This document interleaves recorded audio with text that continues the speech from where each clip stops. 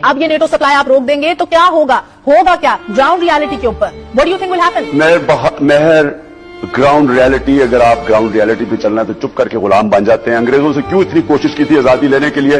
वो बेहतर उसी कम से कम गवर्नेंस सिस्टम इससे बेहतर था, हालात तो बेहतर थे, ट्रेनें चलती थी, यूनिवर्सिटीज बेहतर थी, तालीमी निजाम बेहतर था, लॉ एंड ऑर्डर बेहतर था, करप्शन नहीं थी। तो ये आजादी लेने की हमें फिर जरूरत क्या थी? फिर जमीनी काय करके हाथ खड़े करके कहें जी आपके हम गुलाम है, जो करना कर लें। आप फैसला कर ले, फिर क्या कहना है? या तो आप फैसला करें कि आप एक आजाद मुल्क की तरह रहना चाहते हैं, खुददार मुल्क, एक बाइज्जत मुल्क, या ये बेशर्मी की तरह जिल्लत उठानी पड़ती है, वहां से हर दूसरे दिन गोरा आगे झाड़ा देके चला जाता है और डूम और करके जाता है कि और अपने लोगों को मारो। ये कोई जिंदगी है?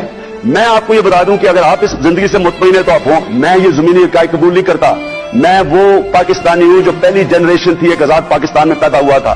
मेरे माँ बाप ने मुझे बचपन से बताया था तुम कितने खुशकिस्मत हो कि एक आजाद मुल्क में पैदा हुए हो। मैं ये गुलामी तस्लीम करने के लिए तैयार नहीं हूं। और आप कहते हैं क्या होगा? पाकिस्तान बन जाएगा। जिस दिन हम आजाद मुल्क बन के रहेंगे हम कौम बन जाएंगे। जी अच्छा, जिस दिन की जिंदगी